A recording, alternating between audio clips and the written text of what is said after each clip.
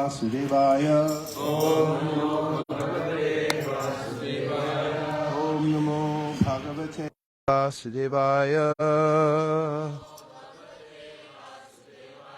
Om Namo Bhagavate Vasudevaya. Narayanam Namaskritya Naram Chaiva Narottamam Devim Saraswatim Vyasam Tato Jayam Udiraye. We're reading today from the Srimad Bhagavatam.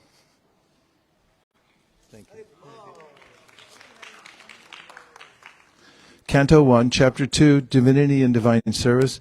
Today's text is the same as yesterday. It's text number 11.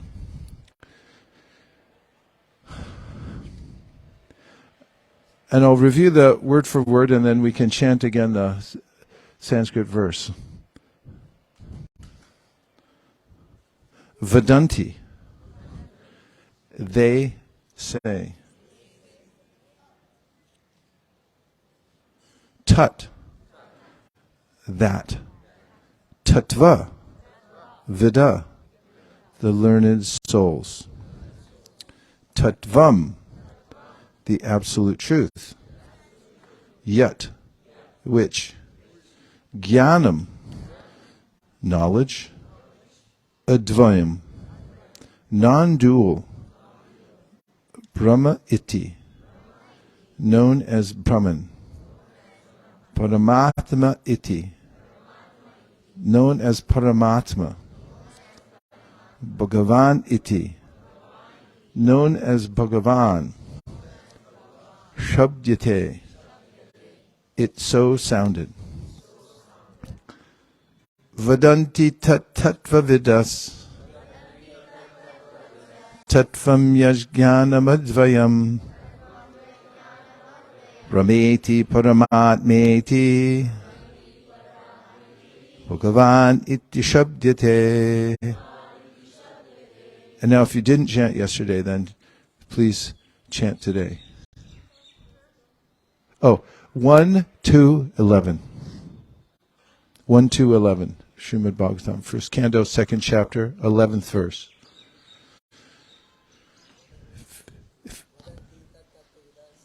Vadanti tat tattva vidas tattvam yajnanam advayam brahmiti paramatmeti bhagavaniti shabdyate. If you didn't chant yesterday, please chant. Vadanti tat tattva vidas tattvam yajnanam advayam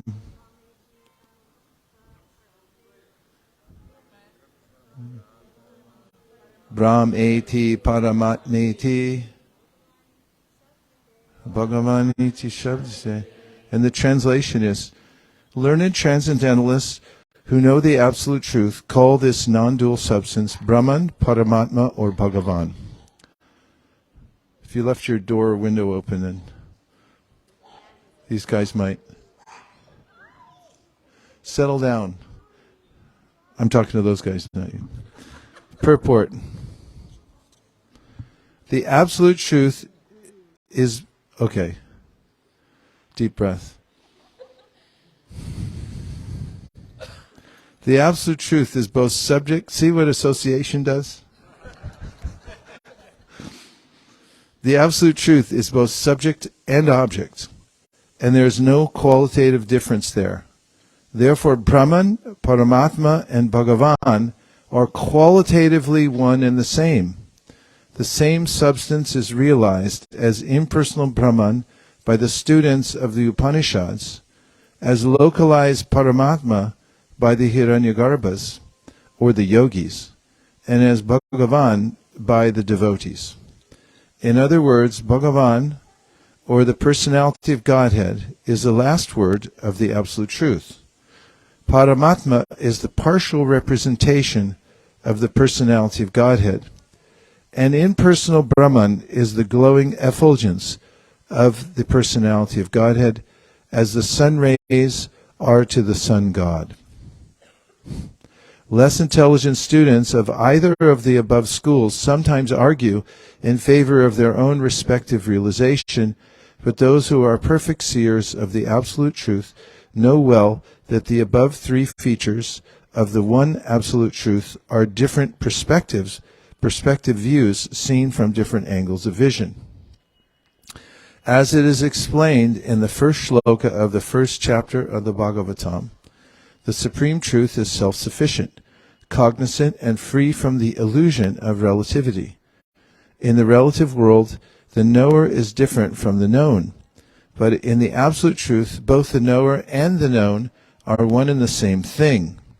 In the relative world, the knower is the living spirit or superior energy, whereas the known is inert matter or inferior energy.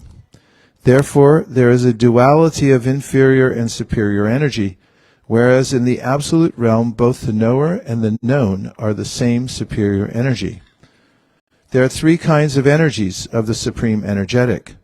There is no difference between the energy and the energetic, but there is a difference of quality of energies.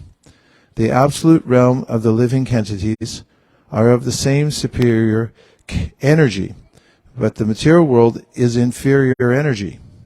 The living being in contact with the inferior energy is illusioned, thinking he belongs to the inferior energy. Therefore, there is the sense of relativity in the material world.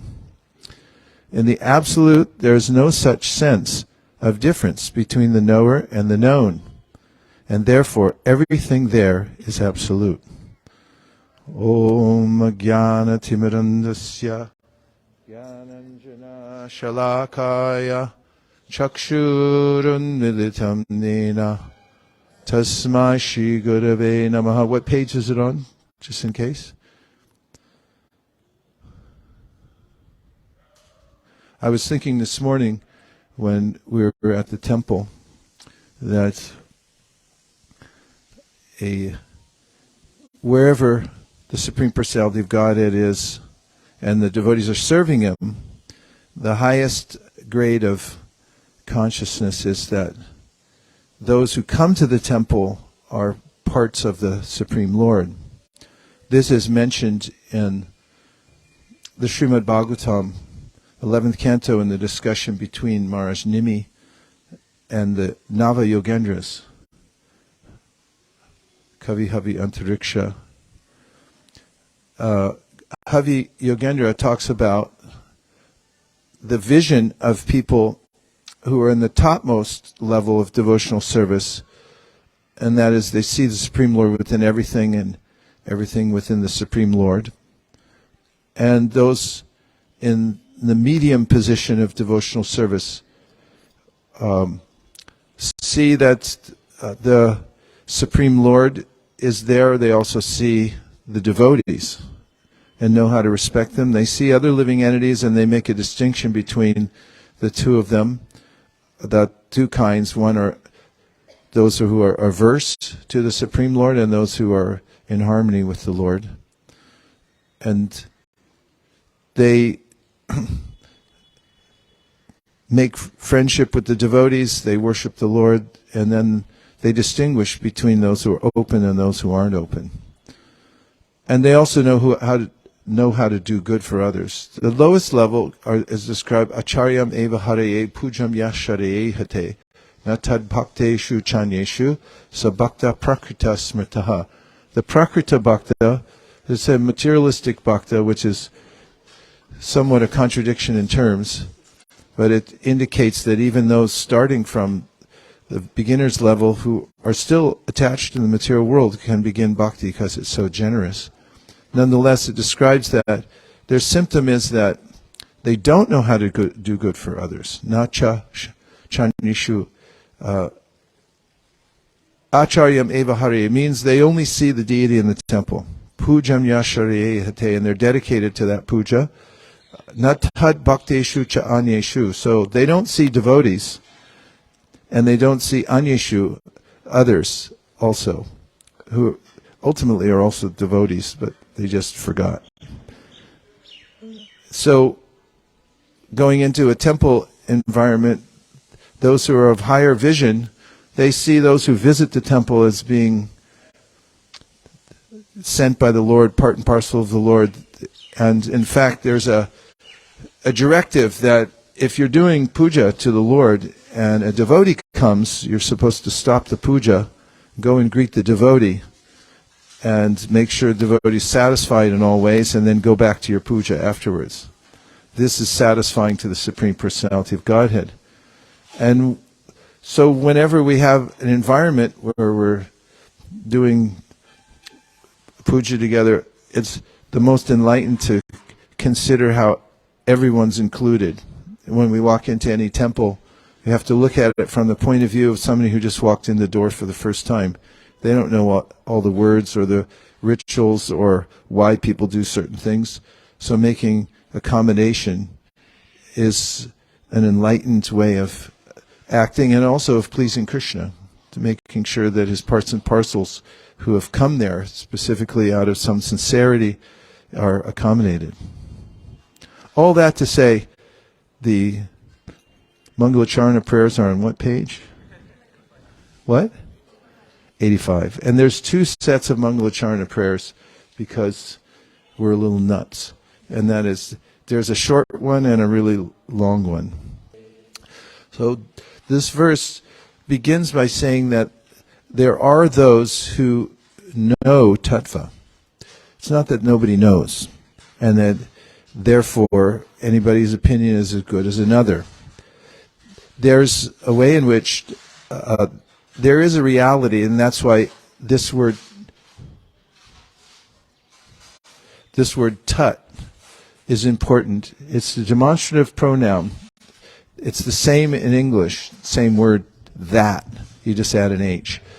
And you can point to something and say, that thing exists. And tattva means like thatness. There's a state of being, or something that exists and has a certain nature. Just like we say being, a being, what is that? Like you be, you are. And you add an ing onto the end and you just keep doing it. You keep being. You're a being, which is an interesting word, isn't it? How are you, or how be you? I'm being. You're a human being. So there are those who know the difference of categories in energies, as we talked about yesterday, as is described in this verse. There are varieties of within the advaya. So dvaya means seeing things separately. Dva. There's two things, not just one. And advaya means there's not two things, there's only one. Once on a morning walk, somebody asked Prabhupada, why are there so many different religions? And Prabhupada said, it is not difference, it is variety. And so similarly, this verse is pointing out that it's advaya, there's one thing, only there's variety within it. Well, why not? And some would say, well, that can't be. There's only one thing. That just means one thing. And they speculate. And therefore, the path of that one adopts brings one to a particular realization. Prabhupada mentions in his discussion of this verse that by one's own mental power, one can only come to an impersonal understanding. That's as far as you can get by speculating on what advaya means, non-dual. And then you come to this point, it's like it must mean the opposite of variety that I see here in the material world, and therefore my answer is nothing. It's just nothing, or just something homogeneously one. So Prabhupada points out here that according to the path that one takes up, one will come to various realizations in approaching the Supreme Personality of Godhead. And then he gives the analogy of the sun. The sun is one entity, but it has a variety of parts, or various parts. So there's, as Prabhupada explains it, there's the effulgence of the sun, and then there's the sun globe itself, and then here's a stretch for those who just look at it with the naked eye. There's a sun god. So these are three varieties of the one sun. So similarly, the Absolute Truth has a variety of features that are being mentioned here. And if my approach is correct, I can enter into the deeper understanding of the variety and come to the source, which is Krishna. Just as the source of the sun is the sun god, there has to be a personal force behind, or there is a personal force behind everything. It's just that I don't see it. So the process of bhakti yoga involves approaching the source through devotion. If you were to approach a person, for instance, maybe you were sleuthing some information about a person, you wanted to know more about them, that was your task, then you could go and drive around their house and kind of, case the place and watch from the outside, just observe. Or you could then maybe knock on the door and talk to the person and ask them some official questions. And how forthcoming would you be if someone came and knocked on your door and said, hey, who are you? And can I ask you a few more questions? Like, do you have a bank account? And so forth. We do hesitate when we're approached by people we don't know well, or even if they're sent as a representative, we wonder what's their motive and so forth. So we may only give limited information about ourselves. But who do we give the most information to, or who knows us the best? Those who are close to us and we've developed a relationship with. They've shown themselves to love us, in fact. And therefore in the Bhagavad Gita, Krishna says in the 9th chapter, Samoham sarvabhuteshu name dveshosti napriya ye bhajanti tamam bhaktya mai te teshu chapyaham. He says, I'm neutral towards every living being. Samoham. Samo means I'm same towards everybody. Samoham sarvabhuteshu means to all living beings, he's the same. Name dveshosti napriya. And nobody is repugnant to me, and no one's particularly dear. But then he says, Nabhajanti tumam bhaktya, is it no? Samoham sarvabhuteshu nami dveshosti napriya ye bhajanti. So bhajanti means, but if someone begins to express their appreciation towards me, bhaja, where you have this maybe sense of gratitude that there is someone behind everything, and you start to appreciate that person. Ye bhajanti tumam bhakta, and then you become a bhakta.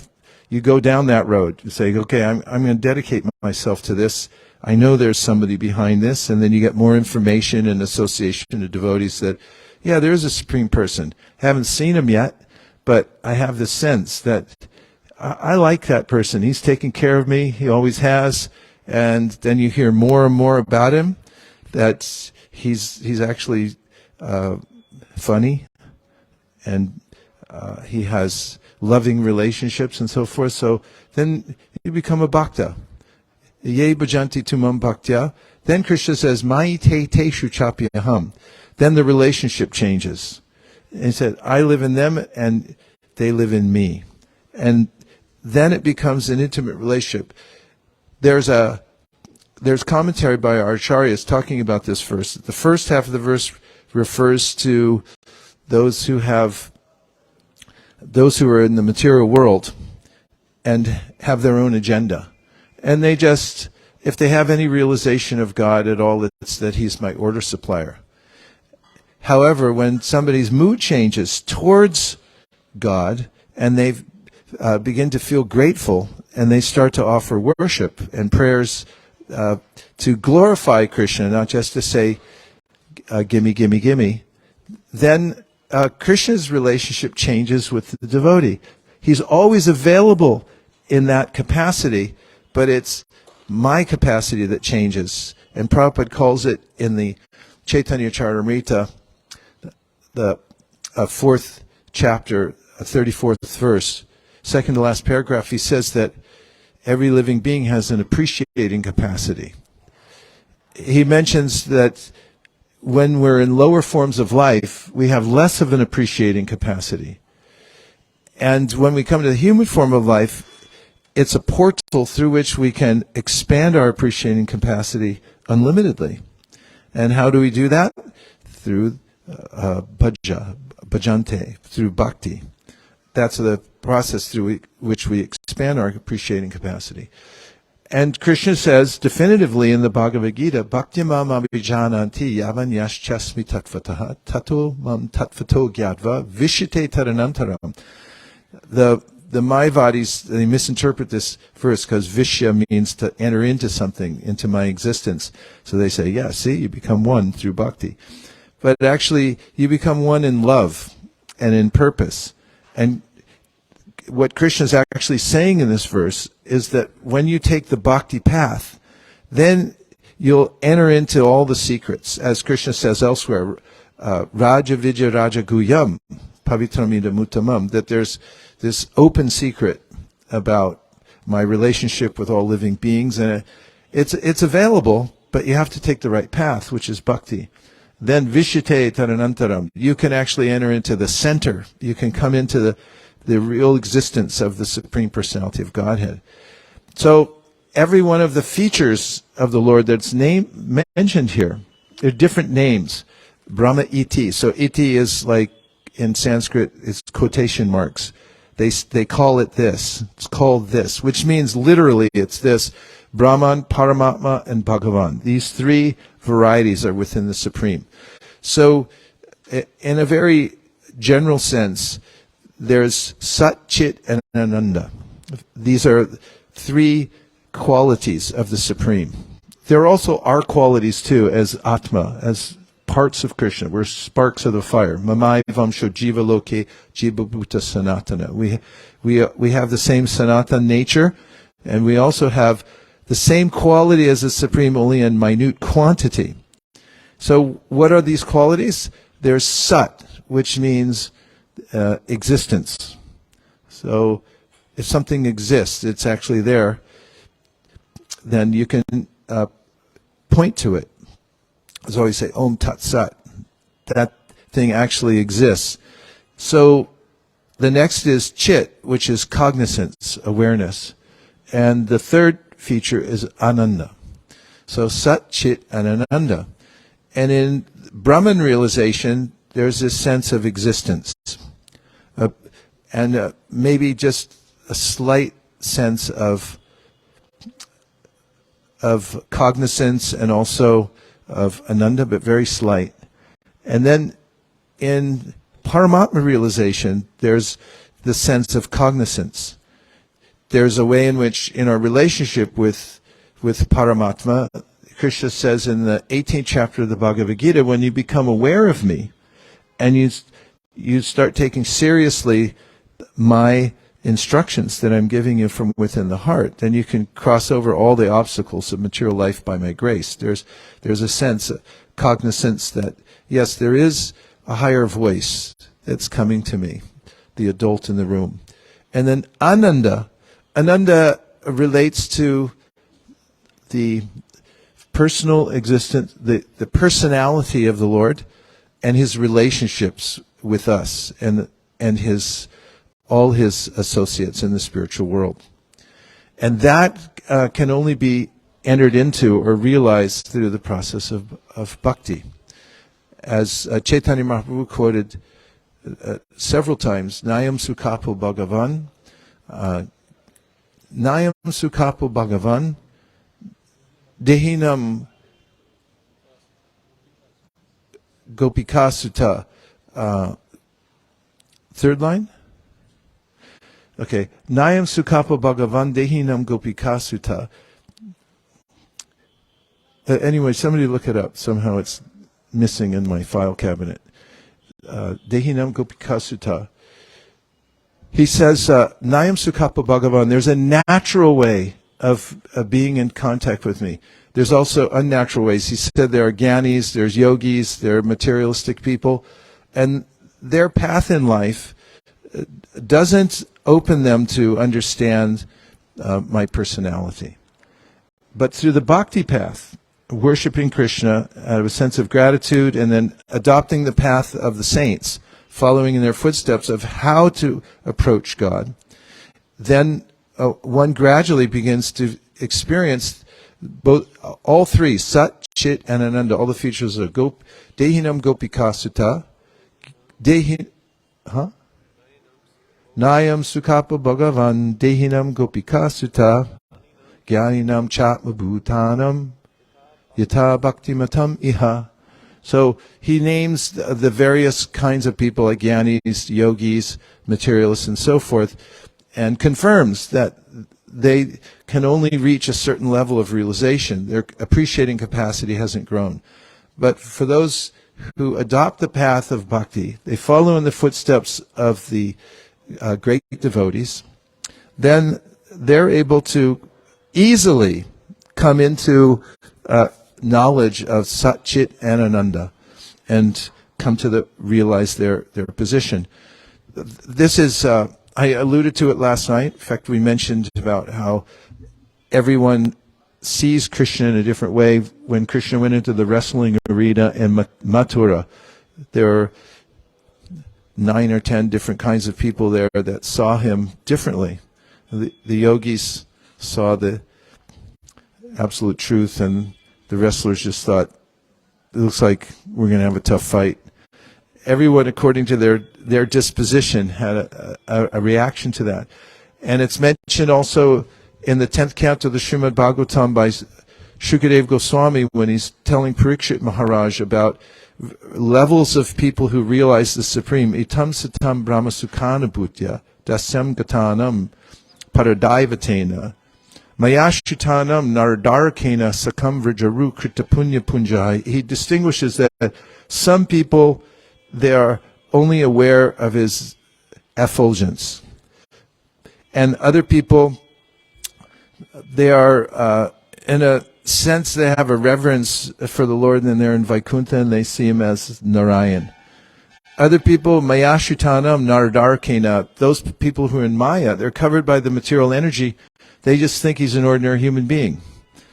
But then he says, then there's some people, Sakam Vrijaru Krita Punya Punja, because he's hearing from Shukadeva Goswami about how the cowherd boys are playing with Krishna as an equal. He said, these are ones who have entered into the relationship, the deep relationship with the personality of Godhead who's behind everything. And this has come about through accumulating heaps and heaps, as Prabhupada writes, of Bhakti Unmukhi Sukriti, or this contact with Bhakti. And therefore, now they're playing with the Supreme Lord, and they've entered into a deep relationship with him. So, here's the point. Krishna is always available. And our process of bhakti is to develop our appreciating capacity more and more so that we can actually enter into our relationship with Krishna. Anything less than that will not satisfy us. And therefore, we should do it. Om Tat Sat. So now let's take some reflections or questions. We'll discuss this verse more. Yes. We'll get you a mic because we're a full service operation. And we guarantee it within 7 seconds or less, or your money back from this class.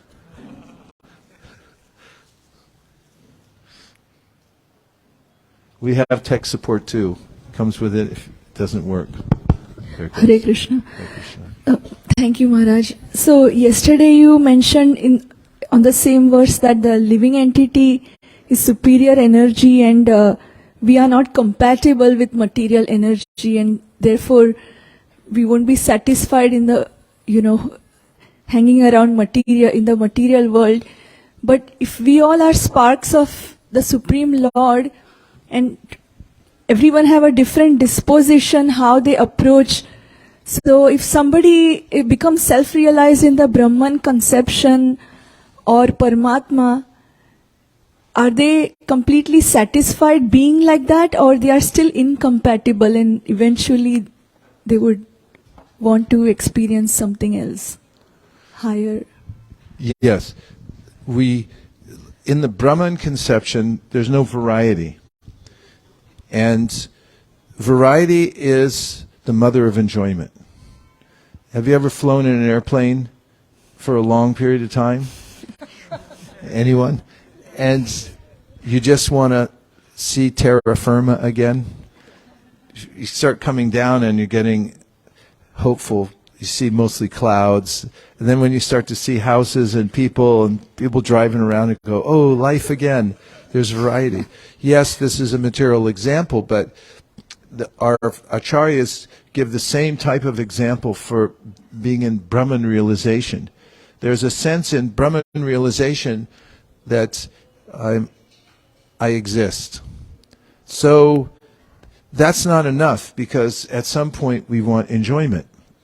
Anandamayo Bhyasat. We, by nature, we want pleasure, we want ananda, we want happiness.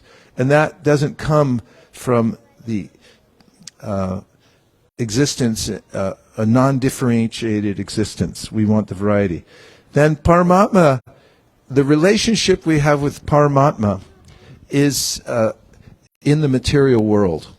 The Paramatma is a representation of the Lord who's here to hold our hand a little bit and also, just fulfill our desires.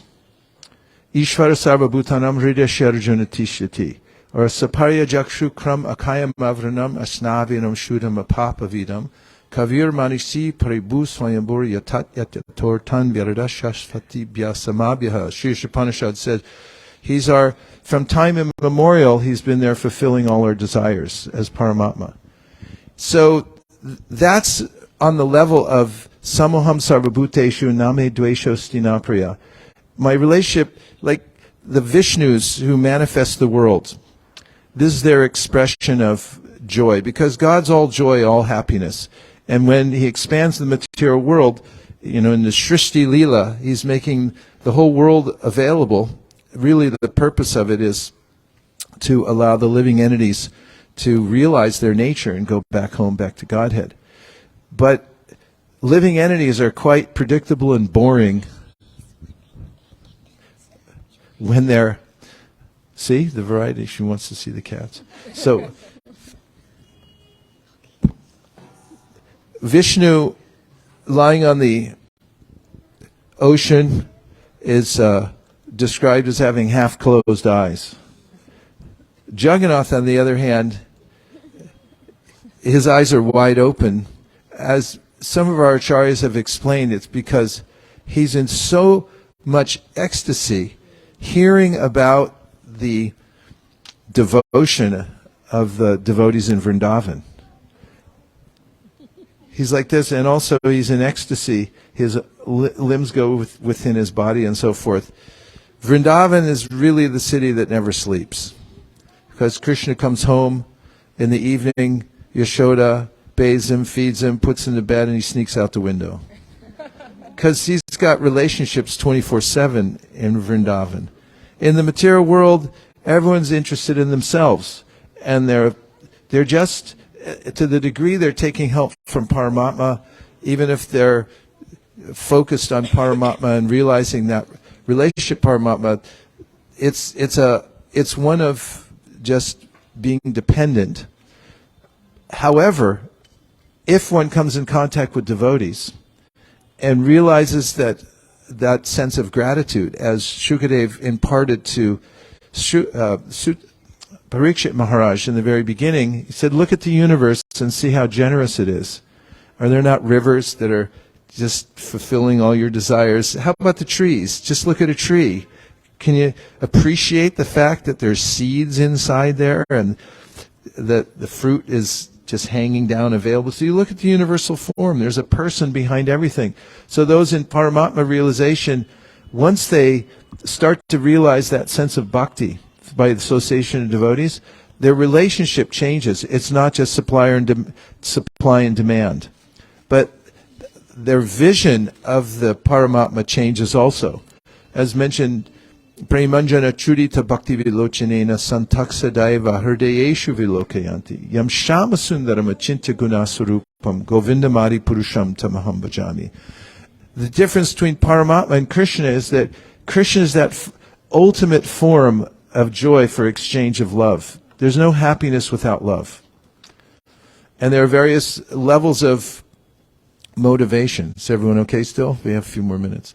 There's various levels of motivation that we can develop by association. In the material world, the motivation is based on fear. Once one starts to, a little bit above fear is prospect. What am I going to get in return? Is a relationship with Paramatma. And then above that, we have a sense of duty, coming to the mode of goodness. And above that is love. And when our motivation is based on love for Krishna, then Krishna manifests his form as Shyamasundar. That's what we see in our hearts, not Paramatma, that the supplier or the controller of the universe, who's, and we've had a relationship with this universe since the time immemorial. We can't trace it back. It's been so long we've had the relationship here.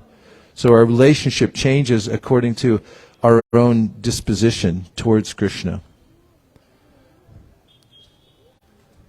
So no, we can't maintain our existence in Brahman. We'll fall down from that, and we won't be satisfied simply by asking for God for things or just being cognizant of His existence. We need actually a relationship. Yenera vindaksha vimuktamanina tvayastabhava avashuddha buddhya aruya krishnena paramparam tata patantyato nadrita yushmanangraya.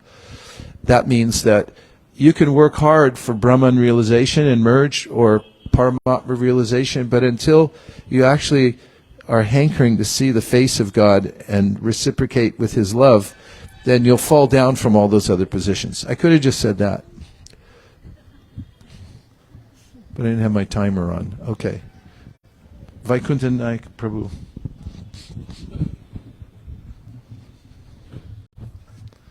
Maharaj, we know that people who are attracted to the impersonal feature, they go to the Brahman, this thing, and the devotees, their ultimate destination is the spiritual planets. What is the ultimate destination of a true yogi? Will he be who sees the Lord in his heart? What is his destination? Well, Krishna talks in the 8th chapter about the destinations of various people. And he mentions yogis who are very calculative and they figure out, they have an app on their Apple Watch that tells them exactly when to leave the world. It's not stereotype. There are categories we mentioned, but it comes down to the individual's relationship and their own mentality. But if one is very calculative, Krishna says, about how to leave the material, when to leave the material world, then there's ways in which one can attain liberation, but it's not permanent, Prabhupada says. So really has to do more with the quality of one's consciousness. If we want a loving relationship with Krishna, then such a yogi, Krishna says, yoginam api sarvesham madgatanantaratmana shadavan bhajteyo mam same yuktatamo mataha. He said there's this yogi, that yogi. The best yogi is the one who has this sense of devotion. So it really depends on the level of devotion of any person, whatever category we put them in. And Krishna mentions other categories of yogis. He says, Atmaupamyena sarvatra samam pashiti Arjuna sukham vayari vadukam sayogi paramomata. Paramayogi is one who develops empathy for other living beings because he sees everyone's in the same boat and he tries to do good for others. We'll notice such a person and see that they're actually of a higher stature than someone who's just calculating how to navigate his or her way out of the material world. Yeah, Prabhu and Pranahar, you got to say something to try to elevate the conversation. Right now?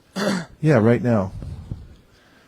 Well, I really appreciated the verse of Bhagavad Gita 9:30, Samoham Sarvabhuteshu. I just appreciated its simplicity, that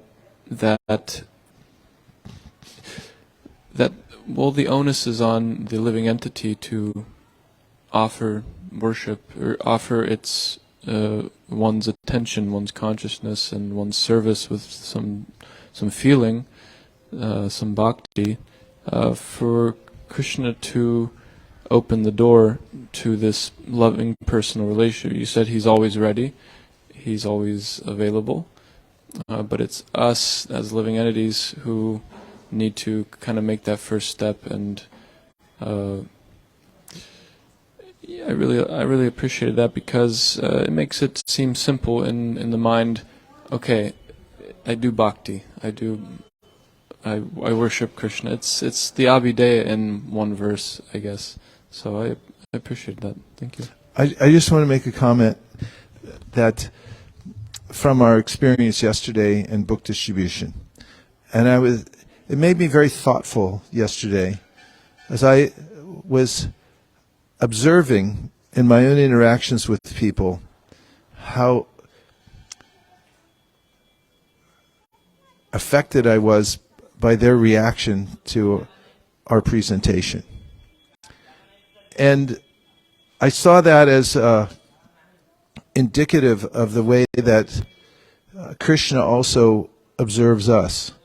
Not to say that, when we're doing book distribution, we're in the position of Krishna, but it gives us an objectivity to watch and reflect upon our own reactions to Krishna with the opportunities that he gives us. That's what I'm saying. So as an example, yesterday there was a person who was asking for donations. And I've had several experiences, like I mentioned before, at Jagannath Puri and elsewhere, but one was demonstrative at Jagannath Puri when we were having the big Harinam outside the temple. There's some people, that's what they do for a living, is they beg. And so there was a woman who was begging, and then I offered her our gamut of fine articles, and then asked her for a donation, and she was a little surprised because she goes like, "No, I ask everybody else."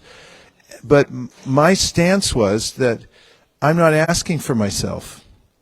I'm not asking you for donation on the same level that you're asking me for a donation. And I understand everyone has their situation in life, but I'm representing somebody else. So it's let's take the equality out of it. My asking and your asking is not the same thing. Because if she gives something, I'm not taking it, but I'm giving it back to Krishna. It's like I'm accepting it on Krishna's behalf. And so we were back and forth, and she kept up her side of her business, which is, no, you give me. And I said, no, you give me. And I stood in mountain pose. And then a crowd got around, and they were all watching. It's like, who's going to win? The big, tall American guy, how did he even get here? And this woman who's been here forever begging from tourists on the street. Like, who wins this one? And she was biased. All of a sudden, there was a flash of recognition on her face, and she smiled, and then she pulled out a bunch of change, kind of enthusiastic, and dumped it on me. And the crowd went, "Yay!" yay, like somebody just won. And it wasn't a personal ego thing that I won. It was that I was realizing that I had a right to ask her, can I beg from a beggar? Yes. And the same thing happened yesterday. There was a gentleman, we don't know who people are, and I don't like to pre-guess, but I do know that I have a duty to do, and it includes asking anybody. An observer might say, well, how can you beg from a beggar? Well, I don't know his position, but I do know that Krishna's taking care of him one way or the other. And beggars don't do as poorly as people think, actually. And I went over and I ran it by him. And, you know, he has a look, which is part of his program, like, you're kidding me, right? Look at me, you know. And I was like, I'm not talking to you on that level, that look at me, I'm talking you soul to soul, and it's not for me, I'm accepting this on behalf of Krishna. You'll get the benefit. It's a purely spiritual exchange. And all of a sudden, you know, when we explained it to him in that way, he changed his mind, and we just said, well, just give something. Start the process. You know, you can give back something. Reverse the flow of just thinking I have to take in. Give it back, and you'll see that your whole life will change. So he pulled out, you know, whatever he had in his hand, which was a couple of coins and then a 10 rupee note. And I was thinking, I'll only take just one little coin, because after all, you know, that's what I was thinking. But then my hands are kind of trained to go like this. So I just put my hands like that. And the relationship changed, and his countenance changed, everything, and he just sort of dumped everything into my hands. And so I was a little ambivalent, actually, about it. But then I just saw that, okay, then we handed him prasadam, and we gave him books and everything like that. And as I walked down the road, I was just thinking about the relationship we have with Krishna. And he's kind of got like this. Why don't you just dump the whole thing in? You know, Sarvadharma Paritaja means, like, you know, I know you're hurting for money, and like you got a sad story like every other living entity, but why don't you just give the whole thing right here? I'll take it for you, you know, and just I'll take care of you. And so there's this really interesting relationship that every soul has with Krishna. It's in real time, and it's always happening, and there's always an opportunity that we can just say, like, okay, here, take it all. And just take everything. And that's when we enter into a different level of relationship with Krishna. And we realize that we have much more capacity than we thought, and actually that we're always being maintained. Krishna says in the Bhagavad Gita, Ananyas chintayantamam ye jana pariyupasate tesham nityabdyuktanam yoga kshemam bahamyaham. That if you go that route, he's saying, you just decide to give your full awareness, consciousness to me in devotion. He said, don't worry about anything else. I'll carry whatever you lack, and I'll preserve what you have. And it's true. He already is, but we're not availing ourselves to that full grace. Prasad. Prasad means grace. I'm not availing myself to the full prasad that Krishna has to offer. Okay, last quick ones I'll answer in 30 seconds. Thank you so much for lecture. I just learned one new mantra on this morning and from you just now, and it says develop motivation by association.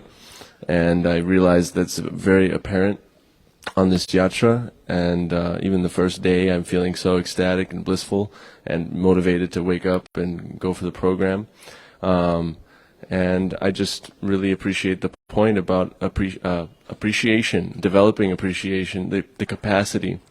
And I think that can expand, as you said, infinitely, and also give us motivation. Motivation by association. Okay. Last point. And also, please think about this verse carefully. If you want, those like, Pranahari's probably already researching it, the verse, but try to go deeper within it because it's helpful to see how much we can enter into this one verse. I was just thinking of our conversations in Govardhan about Bhayam, Vitaraga Bhayakrodha, and how one of the things that we spoke about was this Bhayam, fearfulness comes from a lack of, it's a fear that Krishna won't be personally involved in my life. So, Brahman, there's a sense that I'm being maintained. Paramatma, there's a sense that I'm being guided, but in the level of Bhagavan, one can actually see that Krishna is personally taking care of the needs in my life. It's not just a general affection, but it's specific to my situation, according to how I've associated with this world, how I've become entangled. Krishna's, undoing all the knots. Vidyate hridaye grantis. Personally. That's such an important point. It's something that Gopal Kumar mentioned. Just last question, Tori. You were watching the exchange with the quote-unquote beggar who was sitting there last night. What was your impression of the exchange? Microphone.